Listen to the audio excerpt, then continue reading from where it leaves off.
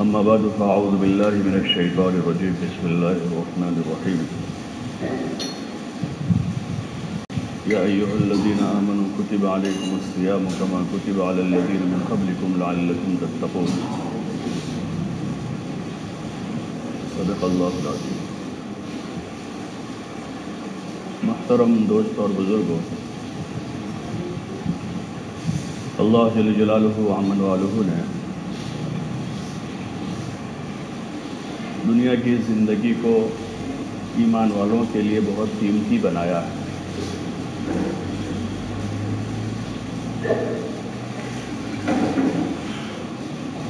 اس لیے کہ انسان یہاں جو عمل کرے گا اس کا بدلہ آخرت میں اس عمل کے مقابلے میں کہیں گنا زیادہ بڑا ہوگا۔ یہاں تھوڑے وقت میں آدمی نے کام کیا ہے، لیکن اس کا نفع جو ہے وہ وہاں ابدی اعتبار سے ملے گا۔ جتنا عمل اتنا بدلہ نہیں۔ ایک نماز پڑھی تو نماز کے برابر اس کو ملے گا، یا ایک روزہ رکھا تو روزہ ایک دن کا ہے تو ایک دن اس کو ملے گا وہاں، یا 10 منٹ میں آدمی نے کوئی کام کیا ہے تو اس کا بدلہ 10 منٹ کے برابر ہوگا، بلکہ وہاں جو بدلہ ہے اللہ کی طرف سے وہ ہمیشہ کے اعتبار سے ہوگا۔ اس اعتبار سے یہ زندگی بہت قیمتی ہے، اس کا لمحہ لمحہ قیمتی ہے۔ اسی لیے حضرات انبیاء علیہم السلام نے اپنی زندگی کا زیادہ حصہ عبادت و اطاعت میں گزارا، اپنی ضرورتوں کے مقابلے۔ ایک تو انسانی ضرورتیں ہیں اور ایک انسانی زندگی کا مقصد ہے۔ کھانا پینا، پہننا اوڑھنا، مکان، نکاح، یہ ضروریات ہیں، اور مقصد زندگی عبادت و اطاعت ہے۔ تو انبیاء علیہم السلام جو سب سے زیادہ عقل مند، سب سے زیادہ ہوشیار اور سب سے زیادہ دانا ہے، انہوں نے اپنی زندگی کا اکثر حصہ جو ہے وہ اطاعت و عبادت میں گزارا اور اپنے مقصد میں گزارا۔ خود حضرت نبی کریم صلی اللہ علیہ وسلم نے بھی اپنی زندگی کا زیادہ حصہ اطاعت میں گزارا، عبادت میں گزارا، اللہ کی یاد میں، نماز میں، صدقہ اور خیرات میں، کلام پاک کی تلاوت میں، اور جو مقاصد زندگی تھے آپ کے، تعلیم کتاب ہے، لوگوں کو دین کی تعلیم دینا ہے۔ زندگی کا زیادہ وقت، زیادہ حصہ اسی میں گزرا، اور وہی عقل مندی ہے، سمجھداری ہے۔ ورنہ نادانی ہے کہ آدمی اپنی زندگی کو ضائع کر دے۔ کوئی پیسے ضائع کرتا ہے تو سب لوگ کہتے ہیں کہ اس کو ذرا بھی عقل نہیں ہے، مستقبل کے لیے کچھ رکھتا نہیں ہے، سارے پیسے برباد کر دیتا ہے۔ کوئی کاروبار نہیں کرتا ہے، بیٹھا رہتا ہے تو لوگ اس کو ٹوکتے ہیں کہ بھائی کچھ تو کرو، اس طرح کتنے دن گزارو گے؟ حالانکہ اس کے دن گزر رہے ہوتے ہیں، لیکن پھر بھی سب کہتے ہیں کہ بھائی کچھ تو کرو، بھائی کام نہیں کر رہے ہو۔ لیکن ایک آدمی آخرت کے اعتبار سے بالکل غافل بنا پڑا ہے۔ اپنے اعمال، اپنے اخلاق، اپنی زندگی کا مقصد، اس رخ سے ایک آدمی بالکل غافل ہے، پتہ ہی نہیں ہے کہاں جا رہے ہیں۔ تو اس کو کم لوگ محسوس کرتے ہیں، اور کم لوگ ایسے ہیں جو اس کو کہیں گے کہ بھائی اپنے آخرت کی فکر کرو۔ حدیث پاک میں حضور علیہ السلام نے فرمایا الکیس من دان نفسہ وعمل لما بعد الموت، کہ عقل مند وہ ہے جو اپنے اوپر قابو کرے اپنے نفس پر قابو کرے کہ جدھر چاہے ادھر نہ لے جائے اسے. یہ تو آوارہ ہے، نفس جو ہے وہ تو آوارہ ہی ہوتا ہے، چاہے کسی کا بھی ہو. آدمی کو بعض مرتبہ تھوڑی بہت دینی سوجھ بوجھ ہو جاتی ہے، تھوڑی بہت نماز روزہ کی توفیق ہو جاتی ہے، تو آدمی اپنے بارے میں مطمئن ہو جاتا ہے، اور اپنے اوپر تو کبھی بے دینی کا شبہ بھی نہیں کرتا. وہ بھی ایک دھوکہ ہوتا ہے، وہ بھی ایک دھوکہ ہوتا ہے. آدمی کو خود اپنے اوپر دھوکہ لگتا ہے. ذرا نماز روزے کی توفیق ہو گئی، دو چار نیک کام کرنے کے آدمی کو توفیق ہو گئی، تو آدمی اپنے آپ سے مطمئن ہو جاتا ہے. اور نفس جو ہے وہ ہر ایک کے ساتھ لگا ہوا ہے.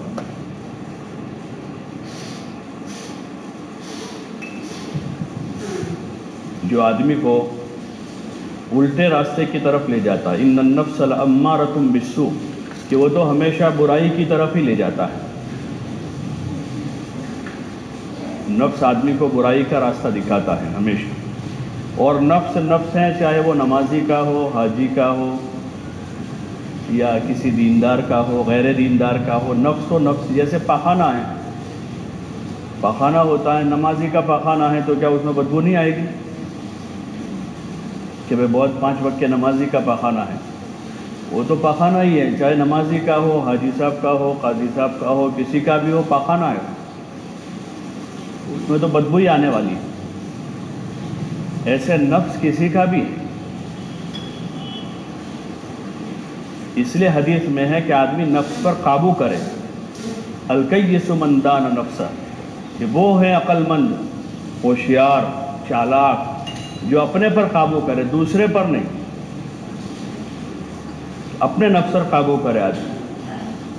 وعمل لما بعد الموت، اور ما بعد موت کام آنے والے کاموں میں لگ جاوے، کہ موت کے بعد مجھے کیا کام دے گا، موت کے بعد کی کرنسی کیا ہے، وہاں کی ویلیوز کیا ہے، وہاں کی پراپرٹی کیا ہے، وہاں کی جائیداد کیا ہے. اس وقت تو پوری دنیا دوڑ لگا رہی ہے یہاں جائیداد بنانے کے لیے، پراپرٹیز بنانے کے لیے، ویلیوز کھڑا کرنے کے لیے. لیکن وہ سب کے سب کو حضور صلی اللہ علیہ وسلم نے بے وقوف قرار دیا کہ سب بے وقوف ہیں.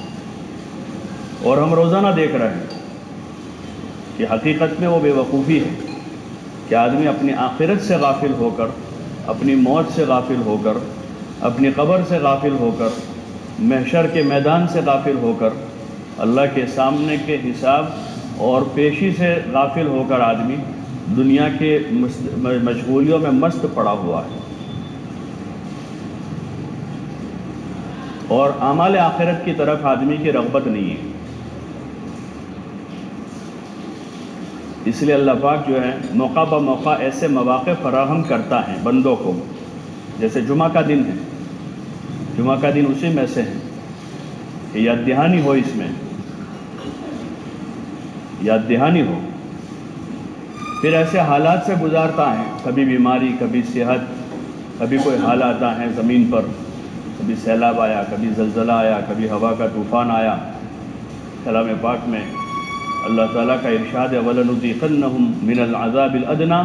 دُونَ الْعَذَابِ الْأَكْبَرِ لَعَلَّهُمْ يَرْجِعُونَ، کہ ہم دنیا میں چھوٹے چھوٹے جھٹکے چکھاتے رہیں گے بڑے جھٹکے سے پہلے، یعنی قیامت سے پہلے. لَعَلَّهُمْ يَرْجِعُونَ، تاکہ واپس آ جاوے، سنبھل جاوے، ہوشیار ہو جاوے، بیدار ہو جاوے. سوئے ہوئے ہیں جاگ جاوے، غفلت میں پڑے ہیں ہوشیار ہو جاوے، بھول گئے ہیں تو ان کو یاد آ جاوے، اور بھولے نہ رہے. تو انفرادی اور اجتماعی طور پر اس قسم کے حالات زمین پر پیش آتے ہیں. وہ اللہ کی طرف سے قسم کا رحم ہے، ایک قسم کا یہ رحم ہے کہ بڑے نقصان سے بچ جاوے. وہ سورہ کہف کا جو قصہ ہے کہ حضرت خضر علیہ السلام نے وہ کشتی میں بیٹھ کر کشتی کا ایک تختہ پھاڑ دیا. ظاہر میں تو نقصان کیا، لیکن وہ رحم تھا. بعد میں جب بتایا موسیٰ علیہ السلام کو کہ وہ اس لیے پھاڑا تھا کہ وہ کشتی کے پیچھے کشتی تھی جو لٹیروں کی تھی، اور وہ جو کسی کی بھی کشتی اچھی دیکھتے تھے تو لوٹ لیتے تھے، اور اس کی کشتی بہت اچھی تھی جس پہ یہ لوگ سوار تھے، تو وہ تختہ پھاڑ کے اس پہ ابدار بنا دیا، وہ رحم کیا اس پر۔ ظاہر میں تو نقصان تھا لیکن پوری کشتی لوٹنے سے بچا لی۔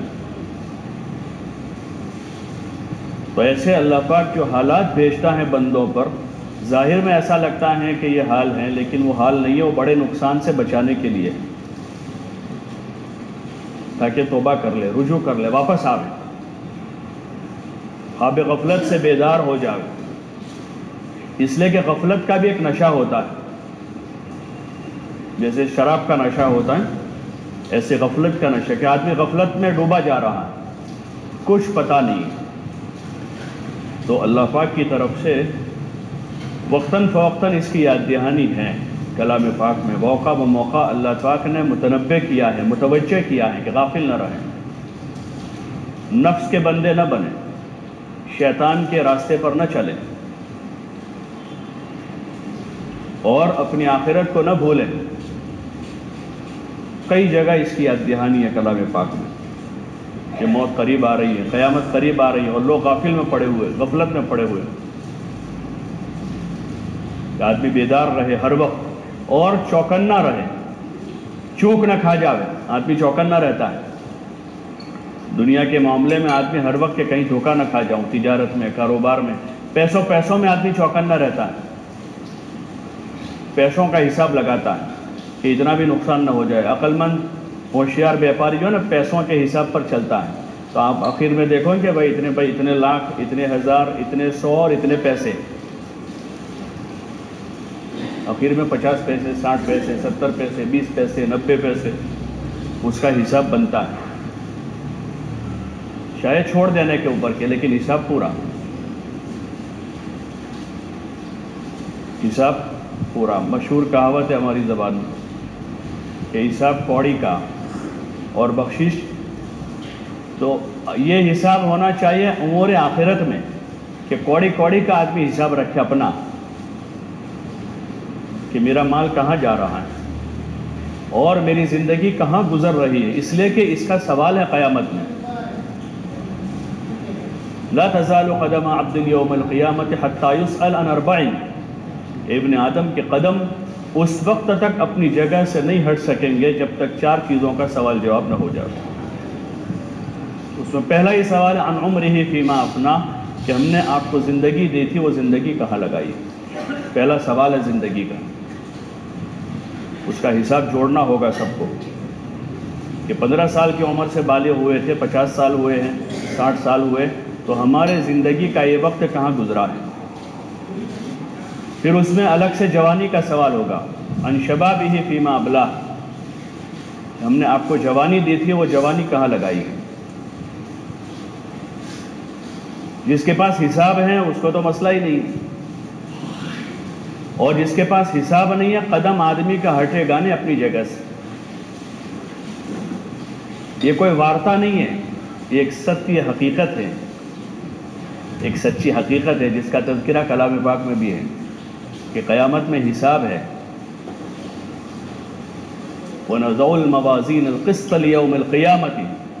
کہ ہم قیامت کے دن انصاف کی ترازو قائم کریں گے، اور اس میں حساب کے جو درجات ہیں پھر اس کی حدیثوں میں تفصیل ہے۔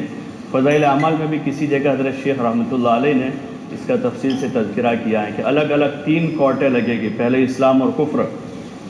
کہ مسلمان ایک طرف ہو جائیں گے، کافر ایک طرف ہو جائیں گے۔ پھر حقوق اللہ کی عدالت لگے گی، جس میں اللہ کے حقوق ہے، نماز، روزہ، زکوٰۃ، حج وغیرہ، اور پھر بندوں کے حقوق کے معاملے میں عدالت قائم ہوگی، اس میں سب کی برابر سرابر انصاف کے ساتھ سب کو حق دلایا جائے گا۔ تو یہ ہمارے سامنے حقائق ہے، یہ حقائق ہے، اور اس سے اللہ پاک نے چوکنا کیا ہے، آگے سے بار بار یاد دہانی کی ہے۔ اسی لیے موت کے بعد کسی کو مہلت نہیں ملے گی، مر جانے کے بعد ہر ایک تمنا کرے گا کہ واپس آ جاؤ، اور اس وقت سچی توبہ کر کے آئے گا لیکن موقع نہیں ہوگا موت سے پہلے۔ اللہ کی طرف سے جتنا ہے وہ سارا بندوں کو جتنے چانس، اس وقت ہزاروں چانس ہے، سمجھ 100 بار آدمی توبہ کرتا ہے گناہ کر کے قبول کی جائے گی۔ 100 بار بھی اگر وہ توبہ ٹوٹ جاتی ہے، پھر توبہ کرتا ہے، پھر گناہ ہو جاتا ہے، پھر توبہ کرتا ہے، پھر ہو جاتا، 100 بار نہیں 1000 بار کرے گا تو قبول ہو جائے گی، اگر سچے دل سے تائب ہے آدمی تو اس کو موقع ہے، چاہے کتنا بڑا مجرم ہے وہ، کفر بھی اس نے کیا ہے تو اس کے لیے توبہ ہے بھی، شرک بھی کیا ہے تو توبہ بھی ہے، اور آدمی نے فرائض میں کوتاہی کی ہے، اللہ کے نماز میں، روزے میں، زکوٰۃ میں، حج میں، تو توبہ ہے اس وقت کہ آدمی توبہ کرے، یا دیگر امور میں آدمی سے کوتاہی ہوئی بندوں کے معاملے میں، تو اس وقت توبہ کا چانس ہے کہ آدمی توبہ کرے، اور توبہ میں بھی اس کو اس کی طاقت سے زیادہ کا مکلف نہیں کیا۔ مثلا ایک آدمی پر 10 سال کی نمازیں باقی ہیں تو وہ آج توبہ کر رہا ہے کہ میں توبہ کر رہا تھا، اب اس کے ذمے کہ آج کے آج 10 سال کی پڑھے، اس کو یہ نہیں کہا ہے کہ آج کے آج 10 سال کی نماز پوری کرے گا شام تک تبھی توبہ قبول ہوگی۔ کہ سچے دل سے تائب ہو گیا اور اس نے قضا کرنا شروع کر دیا تو توبہ کرنے والا ہے، اب 1 سال میں 2 سال میں اس نے قضا کر لی، کلیئر ہو گیا، نہیں ہو پائی اور وہ انتقال کر گیا تو اللہ کی ذات سے امید ہے کہ اس کی توبہ کی وجہ سے اس کے اوپر سے وہ بھگتان اللہ پاک دور کر دے گا کہ یہ توبہ کرنے والا تھا اور ادا کر رہا تھا، قضا کر رہا تھا اپنی نمازوں کی۔ لیکن ہے کہ آدمی تو رجوع تو کرے، اپنے آپ کو مجرم تو سمجھے، لیکن ایک سب سے بڑا دھوکہ جو اللہ پاک جو دینداروں کو لگتا ہے وہی ہوتا ہے کہ اپنے تو بس کلیئر ہے، اور نیک بندوں کا معاملہ یہ ہوتا ہے کہ جتنی ان کی نیکیاں زیادہ ہوتی ہیں اتنے زیادہ ڈرتے ہیں وہ۔ آدمی کی نیکی اور تقوی کی علامت یہ ہے کہ وہ نیکیاں کر کے ڈرے، روزے رکھ کر، زکوٰۃ دے کر، نماز پڑھ کے، حج کر کے، صدقہ دے کر، خیرات کر کے، صلہ رحمی کر کے اب بھی ڈر رہا ہے، یہ آدمی کی نیکی کی علامت ہے، اور اطمینان ہے حاصل کہ ہم تو ہیں ہی، ہم تو ہیں ہی، تو یہ آدمی پکڑا جائے گا۔ حضور پاک صلی اللہ علیہ وسلم اور صحابہ نے کتنے سارے نیک کام کیے، لیکن ان کی زندگی کے آخری ایام جو گزرے ہیں اس میں یہ روایتوں میں آتا ہے کہ وہ ڈرتے تھے اور معافی مانگتے تھے، اللہ سے بھی بندوں سے بھی، اس وجہ سے کہ وہ ان کے سامنے آخرت تھی، ان کے سامنے آخرت اور وہاں کے مراحل تھے کہ وہاں کن مراحل سے گزرنا ہے، وہاں کسی کی رشتہ داری نہیں ہے، کسی کی بھلامن اوڑکھان وہاں کسی کی نہیں چلے گی، کسی کی بھلامن نہیں۔ حضرت فاطمہ سے حضور علیہ السلام فرمائے، فاطمہ قبر میں حسب نسب نہیں چلے گا، حضور اپنی بیٹی سے کہہ رہے ہیں کہ قبر میں حسب نسب نہیں چلے گا، وہاں خاندان نہیں چلے گا، وہ عمل کا صندوق ہے، جو عمل وہاں بھرے ہیں آدمی نے وہ عمل وہاں سے نکلے گا، اگر اچھے عمل ہیں تو اچھے عمل کا جگہ ہے، وہ اچھے عمل کا صندوق ہوگا، وہ جنت کا باغ ہوگا، اور اگر اعمال اچھے نہیں ہیں وہاں تو پھر وہ جہنم کا گھڑا ہے، چاہے وہ کسی قبرستان میں بھی ہو، چاہے وہ کسی قبرستان میں دفن ہو جاوے، اگر عمل اچھا ہے تو جنت کا باغ ہے، اور اگر عمل اچھا نہیں ہے تو پھر آدمی کا کسی فضیلت والے قبرستان میں دفن ہونا بھی فضیلت کا ذریعہ نہیں بن سکتا، کیونکہ عمل اچھا نہیں ہے، اور وہاں تو آدمی کے ساتھ عمل ہی جائے گا، آدمی کے ساتھ عمل جائے گا وہاں، اس لیے چوکنا رہنے کی ضرورت ہے۔ دنیا جو ہے غفلت کی جگہ ہے اور دھوکے کی جگہ ہے، یہاں قدم قدم پر انسان دھوکہ کھا رہا ہے، قدم قدم پر دھوکہ کھا رہا ہے، اللہ کرے کہ موت سے پہلے ہمارا دھوکہ کھل جائے۔ آگے رمضان جو ہے وہ بھی اسی طرح کا ایک مہینہ ہے کہ اب جو پیچھے چوک ہوئی، غفلت ہوئی ہے، آدمی پھر بیدار ہو جاوے، پھر جاگ جاوے، چوکنا ہو جاوے۔ حضور علیہ السلام نے رجب کا چاند دیکھا اور رمضان کی تیاری شروع کر دی، اور رمضان کی تیاری عبادت کے اعتبار سے شروع کی، ورنہ ہر عبادت کے ساتھ چند رسمیں لگی ہیں اس زمانے میں، ہر عبادت کے ساتھ۔ پہلے ہم بدعتیوں کو، بریلیوں کو لعن طعن کرتے تھے ہمیشہ کہ وہ قبروں پر ایسا کرتے ہیں، بدعت کرتے ہیں، خرافات کرتے ہیں، رسومات کرتے ہیں، لیکن ذرا ہم اپنے بھی سی گریبان میں اگر منہ ڈالیں تو پتہ نہیں ہم نے بھی کیا کیا کر رکھا ہے۔ کوئی عبادت ہماری خالی نہیں بچی جس میں رسمیں نہ ہو، بہت لعن طعن کی بریلیوں کو۔ لیکن اب ہم اپنی عبادتوں پر نظر کریں، ہمارے رمضان پر ہم نظر کریں، اپنی عید پر نظر کریں، حج پر نظر کریں، عمرے میں جانے والے اپنے عمرے پر نظر کریں، شادی بیاہ پر نظر کریں۔ ہم موت میت کی چند رسمیں تھی وہ نکلی ہیں، موت میت کی رسمیں جو تھی وہ نکلی ہیں، باقی شادی بیاہ دیکھو یا حج دیکھو، عید دیکھو، رمضان دیکھو، اور شادی بیاہ منگنی وغیرہ کے جو رسومات، اس کے ساتھ جو عبادتیں ہیں، ان عبادتوں کے ساتھ اتنی رسمیں ہم نے بڑھائی ہیں کہ ہم کسی کو لعن طعن کرنے کے حق میں نہیں رہے کہ ہم کسی کو کچھ کہہ سکیں کہ بھئی یہ غلط ہے کہ یہ غلط ہے۔ اور سب یعنی سمجھ بوجھ کے بعد، عقل ہونے کے باوجود غفلت کا پردہ ہے اور کچھ نہیں، غفلت کا پردہ ہے کہ رمضان جیسا مبارک مہینہ جو ہے وہ رسم و رواج میں، تیری میری میں، لایانی میں جو مہینہ سراسر عبادت کا، اطاعت کا، غمخواری کا، خیرخواہی کا، اللہ کی رحمتوں کے نزول کا اور اللہ کے قرب کا۔ حضور علیہ السلام رجب کا چاند دیکھ کر دعا کر رہے ہیں کہ اللہ رمضان تک پہنچا دے، رجب شعبان میں برکت دے دے۔ اور حضرت عائشہ فرماتے کہ شعبان میں حضور علیہ السلام کثرت سے روزے رکھتے تھے، رمضان کی تیاری کرتے تھے روزوں کے اعتبار سے۔ رمضان کی تیاری بے اعتبار سامان کے نہیں کہ بھئی رمضان آ رہا ہے تو سامان آگے سے سارا بھر لو، ٹھیک ہے یہ بھی اچھا ہے کہ بھئی لیکن وہ ایک دن میں بھر لے تبھی، ورنہ پورا شعبان بھی سامان میں جاتا ہے اور رمضان بھی سامان میں جاتا ہے۔ روزانہ رمضان جو ہے سامان خریدنے میں، اب روزانہ آدمی معمولاً جو ہے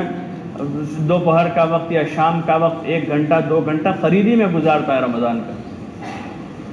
روزانہ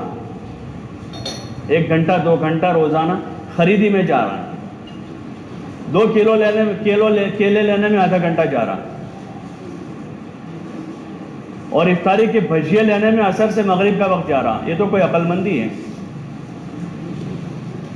کہ اتنا قیمتی وقت عصر سے مغرب کا، خاص کر رمضان میں افطار سے پہلے کا جو وقت ہے اس کی قیمت اور زیادہ بڑھ جاتی ہے، تو اسی وقت ہمارا مارکیٹ سجتا ہے پورا، اور 1 2 نہیں ہزاروں لوگ اسی میں۔ جو سیزن ہے آدمی کا کمانے کا وقت ہے، نیکی کرنے کا وقت ہے، دعا مانگنے کا وقت ہے، ذکر کرنے کا وقت ہے، تلاوت کرنے کا وقت ہے، اللہ کی رحمتوں کے نزول کو اپنی طرف متوجہ کرنے کا وقت ہے، لیکن خریدی چل رہی ہے۔ شعبان میں بھی خریدی چل رہی ہے، اور رمضان بھی خریدی میں جا رہا ہے، اور عید بھی اسی میں جا رہی ہے، اور پھر آخر اوقات اور عید کے جو 2-4 دن ہیں وہ بالکل انتہائی غفلت کے ساتھ، گویا کہ اللہ پاک نے رمضان کا مہینہ دے کر ہم پر ایک احسان کیا تھا، اس احسان کے بدلے میں اب جم کر نافرمانیاں کر رہے ہیں اور اللہ کے سامنے بغاوت کی آستین چڑھا رہے ہیں کہ تو نے جو طاقت قوت دی ہے ہم کو، اس وقت طاقت قوت سے ہم بغاوت کریں گے۔ یہ غفلت کے علاوہ اور کچھ نہیں ہے، اس لیے ضرورت ہے توبہ کرنے کی۔ جو اصل چیز ہے، بنیاد توبہ ہے۔ جب تک توبہ نہیں ہوئی ہے وہاں تک سارے اوپر اجلے کپڑے، اندر سارا ملم، وہ بیماریاں ہی بیماریاں، زخم ہی زخم ہے، اوپر کے پٹے سے کچھ نہیں ہوتا ہے۔ وہ پٹا جو ہے زخم صاف ہونے کے بعد وہ پٹا مفید ہے۔ توبہ ہے، توبہ کہ آدمی اپنی زندگی پر نظر دوڑاوے، اپنی عبادت پر بھی ہم نظر کریں، اپنے روزے پر بھی، نماز پر بھی، رمضان پر بھی۔ پیچھے حج کیا ہے تو اپنے حج پر بھی نظر کریں کہ اس حج میں کتنے ہم نے اس میں کتنے ہم نے نافرمانیاں کی، ورنہ وہ تو کھلے گا قیامت میں اور پکڑا دیا جائے گا ہر ایک کو اس کے ہاتھ میں۔ اقرا کتابک कफ़ा बिनफ्सिका अल-यौमा अलैका हसीबा, कि तुम खुद ही पढ़ लो भाई, देख लो तुम अपना हिसाब। भाई नौकर ने 25 दिन छुट्टी की है और 5 दिन नौकरी करके तनख्वाह लेने आया है, तो उसका सेठ क्या कहेगा? अरे तू ही रजिस्टर देख ले, अपना रजिस्टर देख ले, खुद ही हिसाब करके आ जाए। तो इसलिए ज़रूरत है, ये महीने तौबा के हैं कि हम तौबा करें, हम नेकी करने वाले तौबा करें, नमाज पढ़ने वाले, रोज़ा रखने वाले, तिलावत करने वाले, ज़िक्र करने वाले, हम ही को तौबा करनी है। हुज़ूर अलैहिस्सलाम को आखिर वक्त में अल्लाह की तरफ से जो आयतें आई है उसमें फसब्बिह बिहम्दि रब्बिका वस्तगफिर, कि आपने अपनी जिम्मेदारी पूरी कर दी, तो अब कहाँ जा रहे हैं कि अब अल्लाह की तस्बीह करें, अल्लाह की तारीफ़ करें और इस्तिग़फ़ार करो, ताकि हमारा आगे का मामला क्लियर हो जाए और गफलत से हम जाग जावे और मज़ीद गफलत में ज़िंदगी के औक़ात में गुजर जाए। इसलिए इस महीने को कीमती बनावें और आगे रमज़ान की तैयारी अभी से करें, ख़रीदी के एतबार से नहीं। 2 जोड़ी कपड़े अभी से सिलवा के रख दे, किस्सा ख़त्म कर दे उसका, और 2 बनियान ज़्यादा लेके रख दे, ताकि 27वीं और 28वीं रमज़ान 2 बनियानों में न गुजर जावे। 2 बनियान ख़रीदने में 2 रातें जाती हैं कि बहुत भीड़ है, घूमते घूमते आ गए, फिर दूसरे दिन 28 को फिर जब कहाँ जा रहा है कि बनियान ख़रीदने जा रहे हैं, अभी दुकानें खाली पड़ी हैं, 2 बनियान ला के रख दे अभी से ईद के। 1 जोड़ी चप्पल अगर लाने के तो अभी से ला के रख दे, ताकि रमज़ान की वो मुबारक रातें जो हैं चप्पल की ख़रीदी में ज़ाया न हो जाए। अपने बच्चों को भी समझावें कि ये अक्लमंदी नहीं, 2 जोड़ी कपड़े आगे से सिलवा के। एक ज़माना था लोगों के पास पैसे नहीं होते थे, ऐन वक्त पर कपड़े सिलवाते थे बेचारे कहीं ना कहीं से करके, तो वो आखिरी अवसर में रमज़ान में लाकर ख़रीदते थे। अब अल्लाह का फजल है सबके पास कि 2 जोड़ी कपड़े सिलाने के, बल्कि पड़े ही होंगे बहुतों के पास तो 2-4 जोड़ी सिलवाए हुए। तो अब मज़ीद ज़रूरत नहीं है कि रमज़ान में ईद की तैयारी करें, बल्कि अभी से उसको लेकर एक तरफ रख दें, ताकि दिल मुतमईन हो जाए कि ईद के कपड़े हैं। बच्चों को भी अभी से ला कर देंगे ताकि उनके दिल भी मुतमईन हो जाए वे कपड़े हैं। और बाकी फ़ज़ाइल को घर में रिवाज दें, फ़ज़ाइल की तालीम करके उसकी रग़बत पैदा करें बच्चों में, बच्चियों में, अब खुद अपने अंदर कि भाई रमज़ान की रातों की क्या कीमत है, उसमें तस्बीह पढ़ने का क्या फ़ायदा है, कुरान पढ़ने का क्या फ़ायदा है, तरावी के क्या फ़ज़ाइल हैं और तरावी क्या चीज़ है, तरावी क्या चीज़ है, ताकि इत्मीनान के साथ सुकून से अल्लाह का कलाम सुनें। अभी हम लोग जिस मुल्क से आ रहे हैं उनके पास बेचारों के पास खाना नहीं है, 2 वक्त का पूरा खाना नहीं है, लेकिन कुरान से उनकी शगफ़ और उनकी रग़बत देखें कि उनके बच्चे जो है, छोटे बच्चे, जिन बच्चों के पास पढ़ने का कायदा नहीं है, वो लकड़े की तख्ती पर कुरान लिख कर याद करते हैं। इनके पास किताबें नहीं है, पढ़ने के पारे नहीं है, तो लकड़े की तख्तियों पर कित्ते से, जो पुराने ज़माने अपने यहाँ लिखते थे ना लकड़ी से, स्याही का वो डिब्बा लेकर फिर उसमें से लेकर, तो ऐसे एक नहीं, जितने उनके मकतब चल रहे थे उन सारे मकतबों में चूँकि इनके पास इंतज़ाम ही नहीं किताब का, नुस्खों का, तो वो इस तरह से कुरान शरीफ को लकड़े के लोहे पर, लकड़े की तख्तियाँ बनाकर उन तख्तियों पर लिखकर वो बच्चे कुरान याद कर रहे हैं। और जिन देहातों में लकड़े की तख्ती भी नहीं है, तो उनके बच्चे ज़मीन पर धूल में कुरान शरीफ की आयतें लिखकर वहाँ से याद करते हैं। उस्ताद उनको लिखवाते हैं मुँह ज़ुबानी, तो ज़मीन पर वो अपने हाथ से उंगली से कुरान शरीफ लिखते हैं और याद करते हैं। उनके बड़ों को, छोटों को, बच्चों को, बूढ़ों को, औरतें, कि अल्लाह के कलाम से एक शगफ़ है, एक रग़बत है, पढ़ते जा रहे हैं, पढ़ते जा रहे हैं। जाहिल से जाहिल ड्राइवर नज़र आए बहुत सी गाड़ियों में बैठे तो, लेकिन जैसे वो स्टार्ट करता है तो उसकी गाड़ी में कुरान शुरू हो जाता है और वो गाड़ी चलाता जाता है और उस कारी के साथ कुरान पढ़ता जाता है। जाहिल से जाहिल ड्राइवर को देखा, जो बिल्कुल यानी आम आदमी है, जो नेक आदमी, दीनदार नहीं शुमा, गाड़ी चलाने वाला ड्राइवर है, लेकिन जैसे गाड़ी स्टार्ट करता है तो उसमें कुरान बज रहा है और वो उसके साथ जैसा वो कारी पढ़ता जा रहा है, ये कुरान उसके साथ साथ पढ़ता जा रहा है। 1 घंटे तक, 1.5 घंटे तक मैंने उसको देखा, न इधर देख रहा है न उधर देख रहा है, उसका पूरा ध्यान कुरान में है और पढ़ता जा रहा है। हालांकि वो हाफिज नहीं है, 2 वक्त खाना नहीं है इनके पास, लेकिन कुरान से शगफ़ है। यहाँ अल्लाह ने पेट भरा रखा है, साल भर की रोज़ियाँ बाज़ों को 2-2 महीने में दे दिए। रमज़ान का मुबारक महीना है, तरावी की तैयारी अभी से करें। जहाँ जल्दी हो रही वहाँ जाने का मशवरा न करें, کہ وہاں جلدی ہوگی، وہاں جلدی ہوگی۔ ایک ہی پارا سنیں، کیا ضرورت ہے 6 پارے سننے کی؟ لیکن اطمینان سے سنیں، ایک پارا سنیں کہ اطمینان سے جہاں قرآن پڑھا جائے گا وہاں قرآن سنیں گے۔ اللہ کا قرآن ہے، اللہ کی کتاب ہے، کتاب الہی ہے، کلام الہی ہے۔ ورتل القرآن ترتیلا کا حکم ہے، امر ہے کہ قرآن کو ترتیل سے پڑھا جائے، تجوید، اس کی تجوید کی رعایت کے ساتھ اس کو اطمینان سے پڑھا جائے کہ بہت اچھی آواز ہے، وہاں بہت اچھی آواز تو اس قاری طے کرے گا کہ آواز کس کی اچھی ہے۔ یہاں تو ہر ایک آدمی جو ہے وہ اس معاملے میں ماہر فن بنا ہوا ہے، ہر ایک آدمی۔ کون اچھا پڑھتا ہے وہ تو اس کا ماہر طے کرے گا کہ اچھا کیا ہے، اور اچھے کے لیے جو اصول و ضوابط بنائے شریعت نے، بھائی ترتیل کے ساتھ، تجوید و ترتیل کے ساتھ پڑھا جائے وہ قرآن اچھا ہے، چاہے آواز کم ہے یا زیادہ ہے۔ وہ نمبر 2 کا مسئلہ ہے پھر صوت کا۔ حسن صوت جو ہے وہ الگ چیز ہے، حسن قرات سب سے مقدم ہے کہ حسن قرات اور تجوید ترتیل کے ساتھ پڑھا جائے۔ حضور علیہ السلام کی قرات کے بارے میں حضرت عائشہ رضی اللہ عنہ فرماتے کہ آپ ٹھہر ٹھہر کر قرآن پڑھتے تھے، حروف کو جدا جدا کر کے پڑھتے تھے کہ اللہ کا کلام سننا ہے، سال میں 1 مرتبہ سننے کا موقع مل رہا ہے، اطمینان سے سنیں گے۔ ابھی سے اس کا ماحول بنا ہوا ہے، آپس کی باتوں میں یہ بات کریں کہ بھائی اطمینان سے قرآن سننا ہے، کہ جہاں اطمینان سے چاہے ایک مرتبہ ختم کریں گے 29ویں رمضان کو، کہ 29 کو ختم ہوگا، اگر 20 کو پورا کر کے کیا ضرورت ہے اتنا جلدی پورا کرنے کی؟ عموماً دیکھا کہ 3 پارے میں پڑھنے والوں میں سے 90% جو ہیں، 10% 15% وہ ہوں گے جو دوسرا قرآن پڑھنے کے لیے 3 پاروں میں سنتے ہیں، باقی زیادہ تر وہ ہیں جو اس لیے 3 پاروں میں پڑھ رہے ہیں کہ 10 دن میں قرآن شریف ختم کر کے اب چھٹی ہو جائے، اب کہیں بھی جو ہے 20 رکعت تنخواہ دیں گے کسی بھی جگہ جا کر تاکہ جلدی پوری ہو۔ تو یہ مستحسن چیز نہیں ہے، بلکہ یہ غلط چیز ہے۔ ایک تو وہ ذوق ہے کہ بھئی چلو اللہ کا قرآن سننے کا موقع مل رہا ہے رمضان میں، 10 دن میں 1 مرتبہ ختم کر کے دوسرا قرآن اطمینان کے ساتھ کہیں اور سنیں گے تو ٹھیک ہے، ایک اچھا جذبہ ہے۔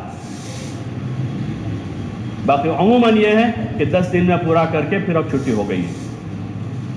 اب وہاں اور اچھوں کو دیکھتے ہیں جو سال بھر کے 5 وقت کے نمازی ہیں، 5 وقت کے نماز، جو ظہر سے عصر مسجد میں تلاوت کرتے ہیں، جو عصر سے مغرب تک مسجد میں پڑھتے رہتے ہیں، اور جہاں تراویح کا مسئلہ آیا تو ان کو ہے کہ 20 منٹ میں پوری کرتے ہیں۔ کتنا بڑا ظلم ہے، کتنا بڑا ظلم ہے کہ جو ظہر سے مغرب تک مسجد میں بیٹھا رہتا ہے، قرآن پڑھ رہا ہے، اور جب تراویح کا جب نماز میں اس کو اطمینان سے، جو اصل مسنون ہے، جو سنت ہے، یہ ظہر سے عصر سوتا رہے گا، خدا نہیں پوچھے گا اس کو کہ ظہر سے عصر روزانہ سو جاتا، لیکن رات عبادت کے واسطے کی اور اس میں تراویح کو مسنون قرار کر دیا، اور اس میں ایک نماز بھی ہے، چونکہ قرآن سننے کے ساتھ نماز کا بھی تعلق ہے، اور نماز تو ہر حال میں اطمینان سے پڑھنے کا حکم ہے۔ اس لیے گزارش ہے ان چیزوں کو معمولی نہ سمجھیں۔ ہاں یہ پھوڑے ہیں، یہ پھوڑے، اور یہ پھوڑے پھوٹتے ہیں، پھر یہ مختلف قسم کے ہمارے گناہ ہیں، جو گناہ پھر کہیں نہ کہیں پھوٹتے ہیں، عذاب کی شکل میں آتے۔ یہ ناقدری اللہ کے قرآن کی، یہ نماز کی نعمت کی ناقدری ہے، یہ روزوں کی اور رمضان کی نعمت کی ناقدری ہے۔ جب خدا کی نعمتوں کی ناقدری ہوتی ہے تو اللہ پاک نے بنی اسرائیل کو بار بار وارننگ دی۔ پہلے بارے میں بنی اسرائیل اذکروا نعمتی التی انعمت علیکم وانی فضلتکم علی العالمین، اور دوسری جگہ، تیسری جگہ، چوتھی جگہ ان کو وارننگ دی، ان کو متنبہ کیا، او بنی اسرائیل، او بنی اسرائیل، او بنی اسرائیل۔ پھر جب وہ اپنی اسی غفلت کی نیند سوتے رہے تو خدا نے ان پر ذلت کا طوق پہنا دیا ہمیشہ کے لیے۔ یہ اللہ کی سنت ہے، یہ صرف بنی اسرائیل کے ساتھ نہیں ہے، بنی اسرائیل کے بعد بھی جو یہ کرے گا اس کے ساتھ وہی چیزیں ہوگی جو ان کے ساتھ ہوا ہے۔ پوری صدی سے جو ہم ذلت اٹھا رہے ہیں پوری دنیا میں، وہ ایسے ہی نہیں۔ اللہ اپنے بندوں پر ظالم نہیں ہے، وہ بڑا مہربان ہے، اس کی تو صفت ہے مہربانی کی، وہ ظالم نہیں ہے۔ لیکن ہم سوچیں کہ ہم نے عبادتوں کا کیا کھیل بنا رکھا ہے، حج کا کیا حل بنا رکھا ہے، اور روزوں کا کیا بحال بنایا ہے، اور تراویح کے ساتھ کیا مذاق کیا ہے، سوائے توبہ کے اور کوئی چیز نہیں ہے کہ سچے دل سے تائب ہوں۔ کہ سچے دل سے توبہ کریں، یا اللہ ہم نے عبادتوں کے ساتھ کھیل کیا ہے، مذاق کیا ہے ہم نے اس کے ساتھ، دین کے ساتھ اور ایسی اہم عبادتوں کے ساتھ۔ توبہ کے علاوہ کوئی راستہ نہیں، ورنہ یہ پھوڑا پھوٹا کہیں سے تو جینا مشکل ہو جائے گا، خدا چین ختم کر دے گا۔ ان نعمتوں کے ساتھ اس کی طرف سے شکر کا مطالبہ ہے کہ ہم نے تم کو زندگی دی ہے، ہم نے تم کو جوانی دی ہے، ہم نے تم کو طاقت اور قوت دی ہے، ہم نے تم کو مال اور اسباب دیے ہیں، تو ان چیزوں میں ہم اللہ کی طرف سے شکر کا مطالبہ ہے کہ شکر ادا کرو۔ اور شکر یہ ہے کہ ان نعمتوں میں بندے بن کر رہو، اللہ کے بندے اور آپس کے بھائی بن کر رہو۔ یہ شکر ہے کہ بندہ بن جاوے کہ رمضان میں 10 گھنٹے سو لیں، آرام کرنا ہے، کوئی حرج نہیں ہے، لیکن اب تراویح پڑھنے آ رہا ہے تو 1 گھنٹہ اطمینان سے کھڑا رہے، 10 گھنٹے سو لیں، آرام کر لیں۔ منع نہیں کیا رمضان میں سونے سے، ٹھیک ہے، افضل یہ ہے کہ آدمی کم سو کر زیادہ عبادت کرے، لیکن نہیں کر پاتا سو جاوے 10 گھنٹے، لیکن رات میں عشاء میں اطمینان سے آ کر ایسی جگہ نماز ادا کرے جہاں قرآن اطمینان سے پڑھا جا رہا ہو، ورنہ وہ قرآن پڑھنے سننے والوں پر لعنت کرتا ہے جو غلط پڑھا جا رہا ہے۔ اس لیے گزارش ہے کہ توبہ کریں، اپنے ان گناہوں کو ہم سوچیں، کسی اور کی طرف انگلی نہ کریں، ہم خود مجرم ہیں اس کے، ہم خود مجرم ہیں، اور توبہ کر کے یہ طے کرے کہ آئندہ جو اب اللہ کی دی ہوئی زندگی ہے اس زندگی کو صحیح گزاریں گے، جو عبادتیں ہیں اس عبادت کا حق ادا سنت کے مطابق حضور علیہ السلام نے جو اس کا طریقہ سمجھایا ہے اس طریقے پر عبادت کریں گے، کوشش یہ کریں گے کہ زیادہ سے زیادہ ہماری عبادت حضور صلی اللہ علیہ وسلم کے طریقے پر آئے، اس کے لیے ابھی سے اس کا ماحول بنائے۔ فضائل رمضان کی تعلیم مسجد میں بھی شروع ہو گئی ہوگی، باقی اپنے گھروں میں بھی فضائل رمضان ابھی سے پڑھنا شروع کر دیں، ابھی سے شروع کریں، تراویح کو پڑھیں، رمضان کے روزوں کو پڑھیں، اور رمضان میں ذکر، عبادت، اعمال، اخلاق، صدقہ، خیرات کے جو فضائل ہیں وہ ابھی سے پڑھیں تاکہ اس کا ماحول بنے۔ دوستوں میں اسی کی باتیں کریں، ہاں باقی ادھر ادھر کی باتوں کا اللہ نے ہمیں مکلف نہیں کیا ہے، کون کیا کر رہا ہے، فلاں کیا کر رہا ہے، فلانی کیا کر رہی ہے، اس کے تو ہم کو روکا ہے کہ ان باتوں میں آپ نہ پڑھیں، بلکہ ہمیں کیا کرنا ہے اور ہمیں لوگوں سے کیا کروانا ہے ان چیزوں کا مذاکرہ ان کتابوں میں ہے، تو ان فضائل کو خود بھی سنیں، بچوں کو سنائیں، اور اعمال جو اس نوعیت کے ہوتے ہیں، گشت ہو رہے ہیں، ملاقاتوں کا نظام ہے، اجتماعات ہوتے ہیں، آگے ہر سال شعبان میں اپنا اجتماع بھی ہوتا ہے، اگلے ہفتے 7-8 تاریخ کو اپنا اجتماع بھی ہے، تو ابھی سے اس کی فضا بناویں۔ جو لوگ سالانہ وقت ان ایام میں لگا دیں تو اپنی ترتیب بنا لیں، نہیں بنائی ہے ابھی سے اپنی ترتیب بناوے تاکہ یہ کم از کم یہاں نہیں تو وہاں جماعت میں نکل کر 24 گھنٹے مسجد کے ماحول میں ہمارا رمضان اچھا ہو جائے، رمضان کے روزے، تراویح، تلاوت کی وہاں پابندی ہو جائے۔ اس کے لیے خود بھی اس کا اہتمام کریں، اپنے دوستوں کی بھی اس کی دعوت دیں، اور اپنے گھر والوں کو بھی ابھی سے متفکر کریں، رمضان کی اہمیت بتاویں، روزوں کی، تلاوت کی اور تراویح کی اہمیت ابھی سے ان کے دلوں میں پیدا کریں، بچوں کے دلوں میں، بچیوں کے دلوں میں، تاکہ ان کا بھی یہ مبارک مہینہ غفلت کے ساتھ نہ گزر جاوے۔ اللہ پاک عمل کی توفیق عطا فرمائے۔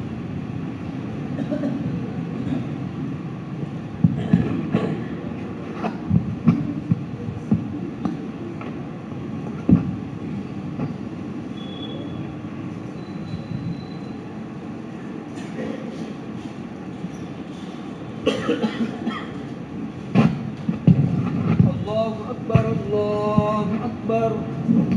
اللہ اکبر، اللہ اکبر، اشہد ان لا الہ الا اللہ، اشہد